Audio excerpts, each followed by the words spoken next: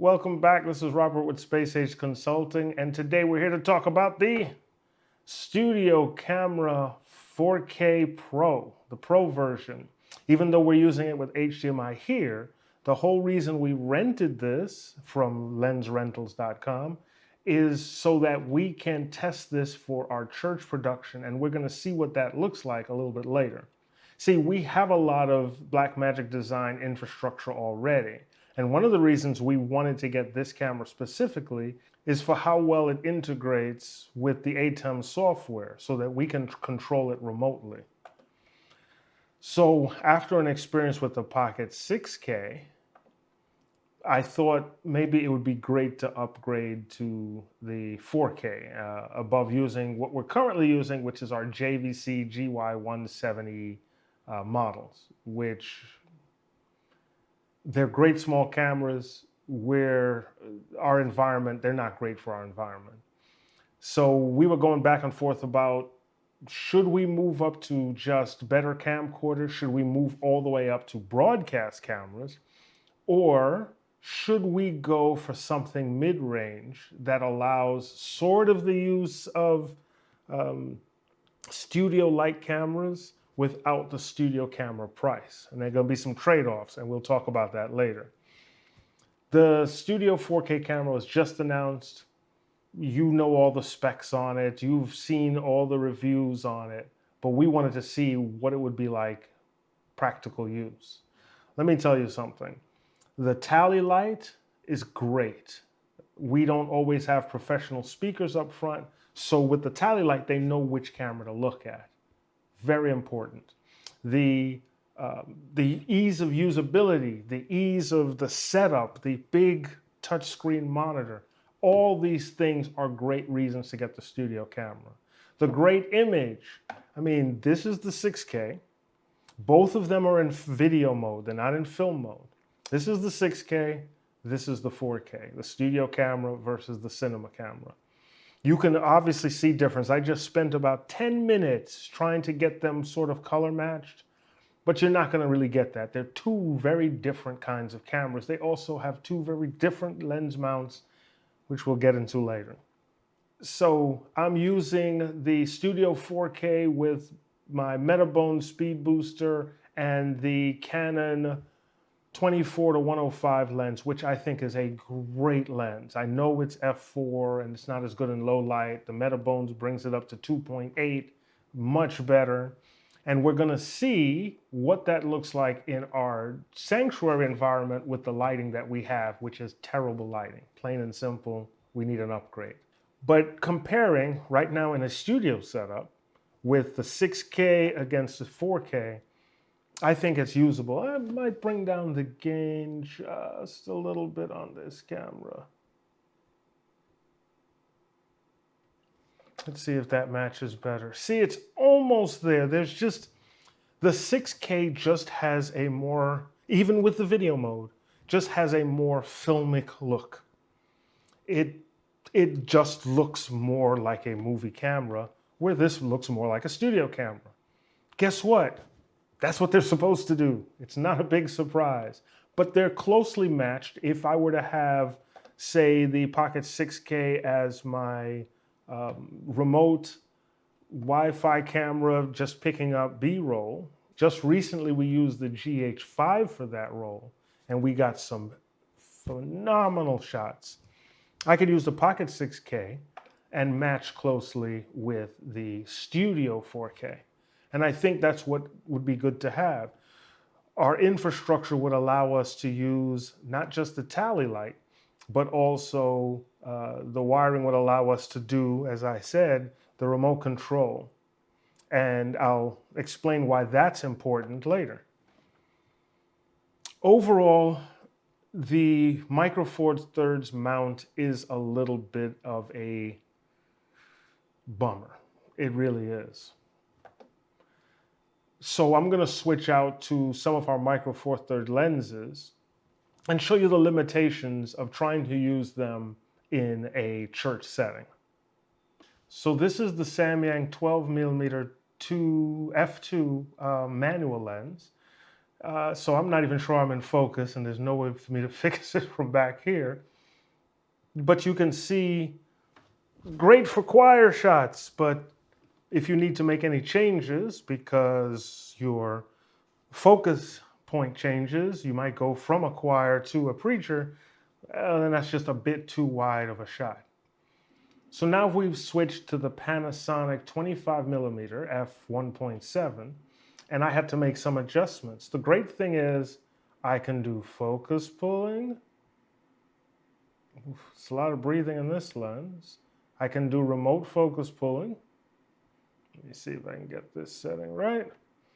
And I can adjust the iris remotely.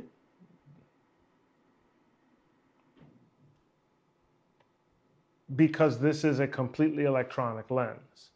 We've also went ahead and picked up the Panasonic 35-100 lens, which works out to be the 70-200.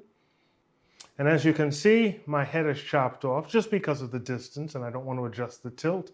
But these are some of the lenses that we have in the Micro Four Thirds line. One of the issues with the Micro Four Thirds line is the use of the soon-to-be-coming zoom and focus control for the Studio 4K. And from research I've done and from what other people are saying, there are only a couple of lenses that will work with the zoom feature. And they're the Panasonic, I believe it's the 14-42, as well as the 45-175. The issue with these lenses, they're not fast lenses. And I know that the Studio 4K's low light capabilities are supposed to be improved, but you're talking about 3.5, f3.5, f4, 4.6 to 5.6 lenses. And as I said, our sanctuary does not have the greatest light, so I don't know if these lenses will work well in our environment, and only time will tell. So we're going to do a quick test in our sanctuary of a low light capability of this camera. So this is the sanctuary, and this is at plus 18 dB because our lighting situation isn't great right now. So let's go ahead and turn off all the lights and see what it looks like at plus 18, and then take it all the way up to plus 36 and see what it looks like. So this is at plus 18 in complete darkness. Okay, we have some natural light, but this is plus 18 without any artificial light. And this is at plus 36, the maximum the camera can do. I'm curious to see how much noise we're getting at plus 36 from the Studio Pro 4K.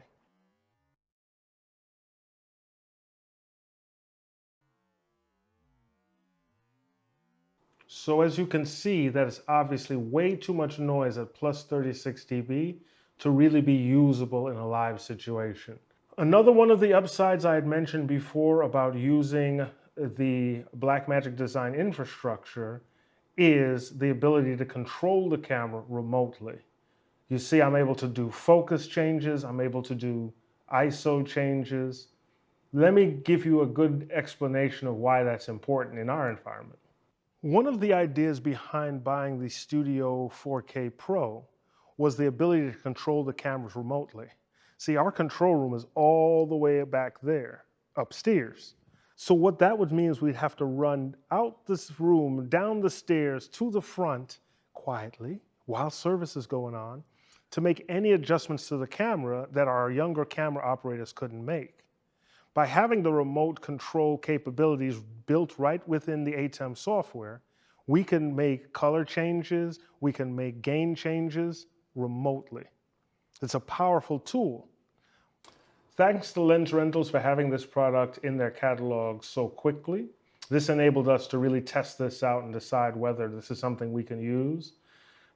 They're not a sponsor, but I do appreciate the services that they provide. I'll have a referral link down below if you wanted to order something using that referral link. We both will benefit. I think these will be really good cameras in our environment.